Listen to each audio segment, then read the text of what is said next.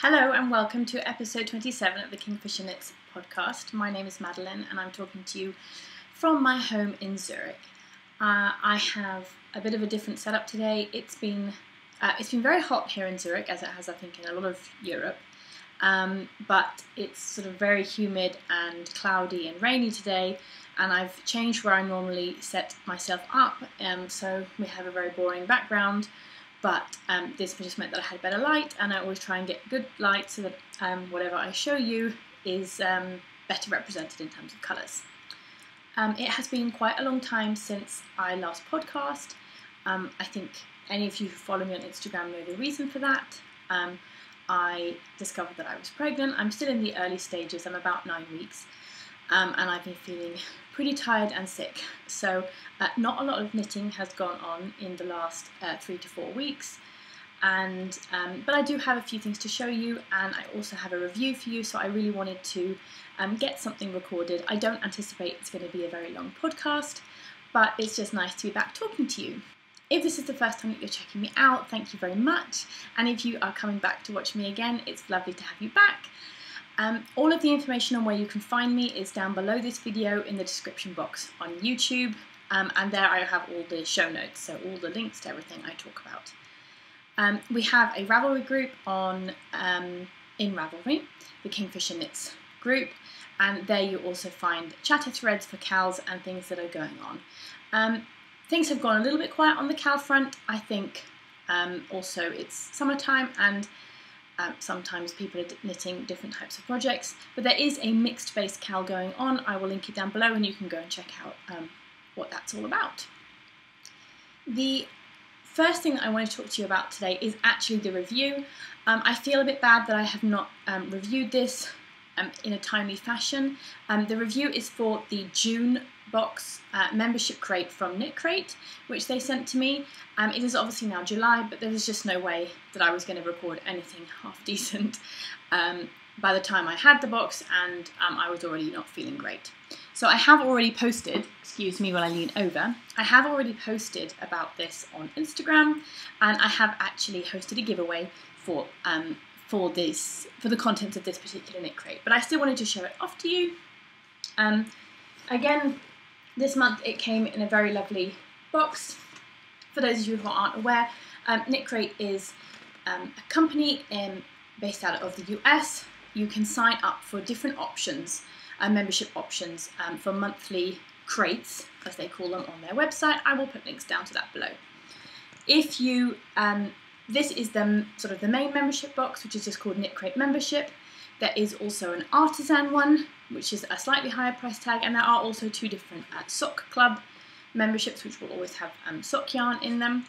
And whereas this crate, the membership crate, can have different weights and different types of yarn, not necessarily suitable for socks, and not really intended for socks. What they do is included in the price of the crate, so the membership price each month is the shipping, and that shipping is international, and that's one of the things that I think is really good, being someone who lives outside of the US and also in a country that tends to often levy customs charges on things which come in. There's never been any problems with these crates when they've been delivered to me here in Switzerland, and that's really, really nice to know that that's not going to be an issue. So their theme for June was ice cream. So very vibrant colours, fresh, bright pops of colour. And as ever, within the crate you get 2 skeins of yarn.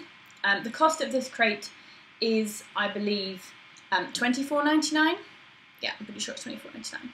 And they say that the value of what you get inside is worth $63 retail. And you get a knitting pattern to use the yarn, and a crochet pattern. There is also a discount code for patterns from the designers.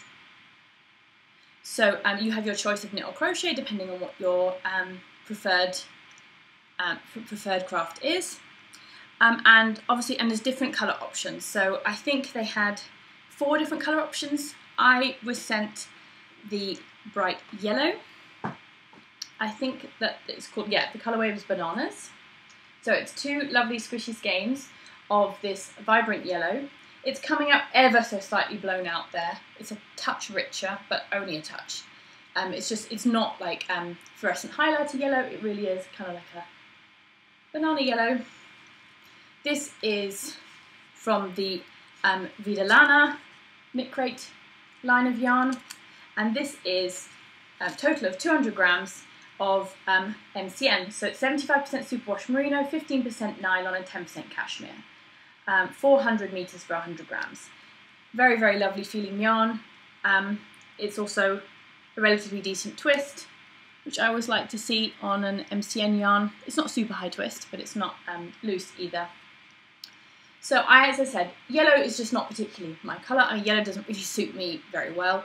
It is my husband's favourite colour, but there's nothing that I would make for him with 2 skeins of this yarn. So what I decided to do was host a giveaway pretty much as soon as I could for this, and so I will be sending these off to their new owner in America. But I did want to get a chance to show the yarn to you. So yeah, if you want to check out KNITCRATE, then the links will be down below. So that was my review. Good to get that done and feel like I didn't have too many things on my to-do list. I would then like to show you some of the whips that I'm working on. Working in very big inverted commas because I've been knitting very, very little. I'm not knitting every day at all, and even when I am picking up my knitting, apart from I think on one occasion in the last 3 weeks, I've only knit for about 5 minutes, so it's okay. Before I started to feel too unwell, I was working on the From Breton with Love sweater from Vicky Bird Designs, so I did just want to show you that. So that's, sorry, the pattern's all folded up obviously, but that's just some photos of the jumper. So I'm knitting this for my daughter. I had finished the back and I showed you that last time. I am using, let's see if I can find a decent ball of the yarn. I'm using this yarn. It is Patterns UK Extra Fine Merino DK. It's pretty hard for me to show this off to you right now, but I am on the intarsia part. I am more than halfway through the rows of the heart, but that's, once I started feeling unwell, there was no way I could work on this. It requires far too much concentration for me, but here we are. Sorry. So this is a seamed garment worked in pieces, and I have started the intarsia heart. As I said, I'm more than halfway through the chart. I'm already at the point where the top of the heart curves in, so there isn't that much to do. As soon as I feel like I can sit down and knit for more than a short period of time, I will pick this up again. Also because just knitting the stripe section, the non-intarsia part, would be probably a decent thing for me to do right now. I did consider casting on a sleeve, but I just felt like I wanted to finish the front. So one modification that I accidentally made to the pattern, so this is the back piece, is that I have done 6 rows of the lighter colour here in my stripes, and it should have been 4, so it should have been 4 rows of the main colour and 2 rows of the contrast. I just misread the pattern. I just kind of assumed, I think. I don't know what I was doing. Anyway, it should be fine. The only problem is that that means it will require more of the main colour, so fingers crossed I don't run out. I will copy across my notes from last time where I talk about, sorry, the door's slamming there because of a draft. I will copy across my notes from last time where I think I also include the information on the names of the colours, because I do not have any tags in the bag here. But they're 3 colours, a light pink, a navy and a dark pink of the Patterns UK Extra Fine Merino DK. So I do look forward to getting back to that. Obviously there isn't pressure to finish it in terms of her wearing it right now because it's summer, but I still don't want that to languish. It's a nice easy project, and I'm really looking forward to it being done and for her to be able to wear it. A small project that I have been working on, I was working on it while I was in the UK, I keep talking while I look down and I feel very bad about that, sorry. Yes, that's wrong. I'm sitting on the floor, not at a table, and it's just very tempting to keep looking down at what I have right next to me on the floor. So I was making my first ever pair of DK weight socks for myself. I was using this Air Valley DK from West Yorkshire Spinners. This was the ball band for the coloured yarn, which I believe is called Tequila Sunrise. So it's a self-striping. This is a commercial yarn, 75% wool, 25% nylon. I also bought a ball of the cream for contrast, heels, toes and cuffs, and this was the ball band that. So I'm not sure, it still says Air Valley, but now it says Air Valley Essential DK. I'm not sure if they just slightly changed the name of the yarn line, but there we go. So I'm knitting myself a pair of these socks. I'm going to do Afterthought heels, and I have just this morning closed the toe on the second one. So I knit these two at a time, cuff down. I did the cuffs in cream. I knit as long as I thought I needed to, that there would be a similar length leg as foot once I put the heel in, and then I knit the toes. So these toes are looking a little bit funny I think there's a combination of reasons. I did finish on a cream stripe of the main colour yarn, the self-striping yarn, and probably I think I knit a round of that, and then I started the toe, so maybe that makes it look a bit elongated. But it's also, if you can see, I've done I don't know how this type of toe is called, like a swirl toe or something. So instead of decreasing on the edges of the toe to make a wedge toe or a rounded toe, this is meant to make I think a fairly rounded toe once it's on, but you make many decreases all the way around. And I was thinking this because on some of my normal classic socks, especially ones which were made with finer yarn, sometimes when I'm wearing them I can see like ladders opening up at the edge of where the decrease lines are, and having all those decrease lines in the same place and on the side of the toe, I was wondering if it was a weak spot. And I think Kay from the Bakery Bears has been doing, she calls it an umbrella toe. I don't know if she coined that term herself or she found that, but I think she has it in some of her latest sock patterns. And I didn't look for a pattern. I just sort of went, okay, well, I'll just do some decreases, knit for a little bit, decrease again, knit. Anyway, so I have tried, it's a tube sock right now because I'm going to put in Afterthought heels. It still fits on my foot, so I managed to try it on, and it still fit fine on my toe. So maybe once I've got heels in, and I'll try them on again and I'll see how that's going. So I finished something. Yeah, there's not much else to say about them. They feel super, super squishy. I knit them on 3mm needles. Yeah. And the final whip is something that I haven't shown you before. It's something that I cast on when I got back from the UK, because I think it basically, once I hit the intarsia on the sweater that I'm knitting for my daughter, I realised I had no super simple knitting left. Well, I had those socks, which I was still working on, but I had no just plain stockinette in the round or garter or anything knitting. Everything else that's on my needles currently, which I haven't even touched for a while, is more complicated, requires more thought, either because it has the intarsia, or I can't even think right now what's on my needles and other project bags, to be honest. Oh, I have a Selby mittens, but that's colour work, obviously. So I needed something that was just plain, simple knitting, excuse me, for when I'm sitting with my husband on the sofa. And I didn't want to cast on anything complicated, but I wanted to use yarn that was already caked up, blah, blah, blah, blah. And of course I'm in the middle of a row. Typical. Anyway. So what I decided to do is, I had the Shawl Society from last year, so what year? 2017? Yeah, 2017, from Helen Stewart of The Curious Handmaid, and there are many beautiful shawls in that, but I think I'd admired especially a couple of finished objects of the Rune shawl. I haven't got the pattern printed out, I have it on my phone, but I will link it below.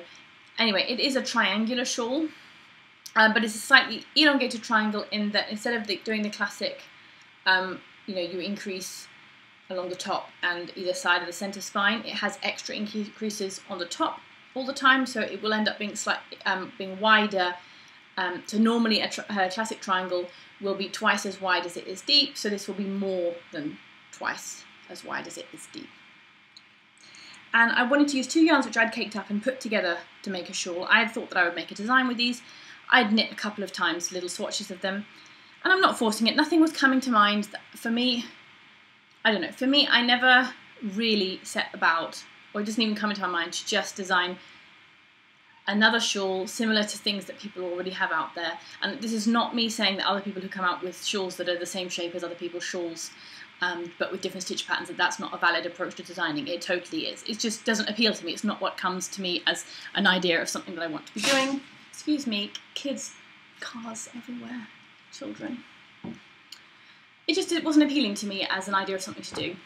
So what I thought I would do is just use these two beautiful yarns and use someone else's pattern. So these are the yarns that I'm using. This was my first colour, colour A, and this I'm using as my colour B. As you can see, they're pretty similar in terms of the shades of colour that are going on there. Obviously purples, some greens, and some sort of chartreusey greens and towards yellow. The darker skein is a special one-off. So this was from a club which Fondant Fibre did last year. There was a 3-month club. 1 month you got a bag, 1 month you got a sock set of yarn, and the final month you got an exclusive skein of yarn dyed just for you. You could have asked for a surprise, or she wanted you to tell her your favourite colours or some inspiration word or something. So I just wrote peacock, and so this is Madeleine's peacock, this here. And it's on her Austin base, which is her superwash merino cashmere nylon, 350 metres for 100 grams. It's fairly high twist and lovely and plump. So this is what I still have left. I haven't weighed it. I think that in her pattern she said that she uses 70 something grams of colour A and 80 something grams of colour B. Well, we'll see, maybe I have to weigh it. Colour B here, I'm not sure it had a name, let me check. It's called Soft Variegation. This is a skein which I've had created for ages of cash sock from Knitting in France. I'm sorry, but the tag is super ruined, so there's no point in me showing it to you. But it's 80% superwash merino, 10% cashmere, 10% nylon, 100 grams, 400 metres. So they're both merino cashmere nylon, and this one also is high twist. It's ever so slightly less plump than this one, but I'm still, from when I received this, I decided that it was going to go with this, and they both got caked up and have sat there ever since. I am knitting this on higher sharps. They are 4mm needles, I think, yes, 4, and I'm of course in the middle of a row. Ugh. Anyway, I will try and show you a little bit better what I'm doing here. I hold it up. So I can at least show you from, that's the middle of the shawl, and there's this eyelet pattern that runs down the centre spine. So in the beginning you're working sections of garter with the eyelet pattern in the middle, just in the middle, in colour A, and then you have these eyelet row pairs in colour B. Now I've switched to, I'm just working in colour B, so the bottom border of the shawl is just in colour B. I think there's another row of eyelets, and then a bit more of the garter, and then there's a picot bind off. So I am actually 65% of the way through. It does look quite bunched up. I think it's 60. Don't think it's 70%, but I'm sure it's 65. It might be 70% actually done by now. I'd have to look again at the pattern. I'm considering doing the picot bind off in the contrast colour. We'll see when we get there. The rows are obviously quite long right now. There are 300 and something stitches. When I have picked it up and started working on it, I have generally enjoyed it. But for me, actually, the knitting, it's not that I don't enjoy it, it's just getting up the energy to even think about doing something right now. Which sounds totally pathetic, but I know from my other pregnancies that passes, and normally somewhere between 12 and 14 weeks I start feeling fine and even with more energy than usual. So fingers crossed that's the same this time around. I really hope it is. Okay. The final thing that I had to show today, I feel like I'm totally off the edge of the screen here, is the test knit that I was doing for Leslie Ann Robinson, otherwise known as Knit Graffiti. I was doing this test knit when I was on, when was it? It was in May when I went to the UK. I finished it off and I blocked it. The pattern was released, I think, in the first week of June, so it's been a month now. I have posted about it on Instagram, but I have not shown it on the podcast yet. I used Barenvoller Barefoot Sock, which is 80% merino, 20% nylon. and it was in her final ever colourway, which was called Dawn of a New Day. I haven't got the ball or the ball band here. All the information will be linked below. Anyway, the top is called Spring Vibes, and it does feature brioche, as I think every single pattern from Leslie Ann Robinson does. Maybe she has a couple out of simpler patterns out there which don't, but I was happy to test knit it. I do love brioche, but I don't think I would ever do one of her test knits when she has a full brioche pattern, just because I'm not the very, very fastest when I'm doing full brioche, and instead this has some brioche, and I think it's a wonderful, wonderful pattern. I'm not modelling it for you today because I just didn't feel like it. Then I knew I would have to get up and show it to you, so I'll wear it another time. There are pictures of me wearing it on my Instagram feed, and I also, it's kind of muggy and warm here today. So anyway, it is a sleeveless top. This is the top. Sorry, it's got quite a wide neckline, and this is one thing that I think, having worn it a couple of times, I'm going to just seam up a couple more stitches from either side. And here you see the brioche panel in the middle. If I just move myself out the way for a second and move back, you can see the full top. Let me just, there we go. So the brioche panel, this is knit from the bottom up. I think I'm just going to go like this, there we go. This is knit from the bottom up. It does start with brioche all the way around the bottom, so there's a brioche rib to the bottom of it. You can probably see it's A-line, so you start out here, and then you're just doing decreases up to the armhole here. You can also probably tell that the front looks like it's shorter than the back. There are no short rows worked. This is just the effect of the brioche. The row gauge for the brioche is less than that for the stocking stitch. That's normal, so it just makes it appear to be slightly dipped at the back compared to the front. Once you got up here, you work the front and the back separately. The black is just plain stockinette. So the front then makes this increased panel here, which looks really, really lovely on. And then at the end, there is a little bit of short row shaping for the shoulders, which is great because it fits nice on the shoulders. And then at the very end, you pick up all around the armhole to work a little bit of brioche rib. Sorry, there's an end there. This is the end from all the way up here, which I left attached because, as I said, I think I'm going to seam a couple of stitches. It's got quite a wide neck. It will just depend on your frame, on your figure. For me, it's just, it sits fine. It's never going to fall off, but it just tends to go a touch wider than I think I would like. So that's why, I mean, honestly, I think I'm just going to seam up a couple of stitches each side. So that's where that end is. Let's tuck that in. So yeah, this is the finish on the edge. In her sample, her top, Leslie, she knit out of Yoth, which is, I think, Yarn on the Hill. Yoth Yarn's Best Friend, which is, I think, 75% cotton, 25% wool, or the other way around. Anyway, so I know quite a lot of, I think, testers did sort of linen or cotton blends yarn, so not pure linen and cotton, although I think someone might have. I've obviously done mine in wool or wool nylon, and other people have done the same.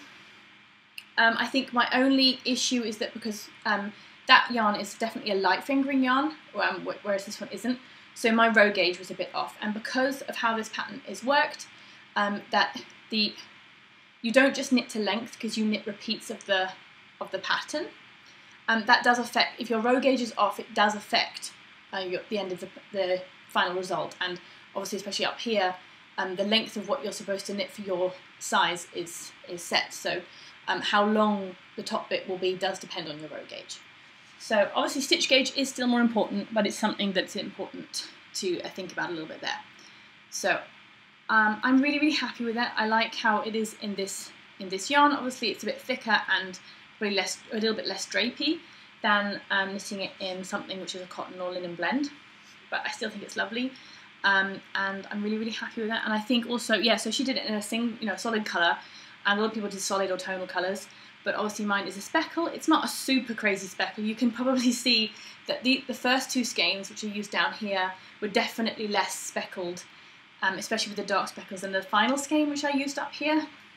That's just how it is. So the back is knit, uses pretty much all just first, yeah, and the second ball, whereas for the front panel, when I came back here and I knit this bit, this is the last bit I knit, this is a bit which came from the third ball, sorry, of yarn. So I did use a little over 2 skeins. I will link to my project page where it says exactly what, I don't remember now what needles I used, so it will say, it says on my project page all the information and my opinion and everything, because it was a test knit, so I always try and put on any notes if I think that they'll be helpful. So I definitely would recommend that pattern. Yeah. So there's one final thing that I wanted to talk to you about today, and this is something which I didn't show off to you last time around, but it's something that I was given while I was in the UK.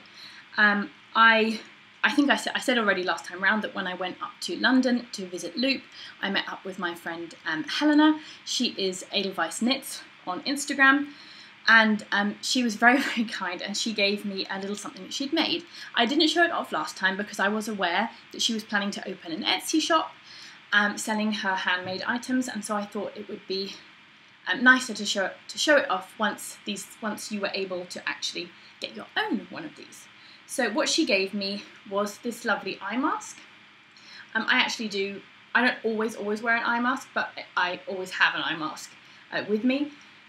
And this eye mask is absolutely beautiful. It is made with Liberty fabric, and it's very special, which is special enough. But the very special thing is that she backs them with cashmere.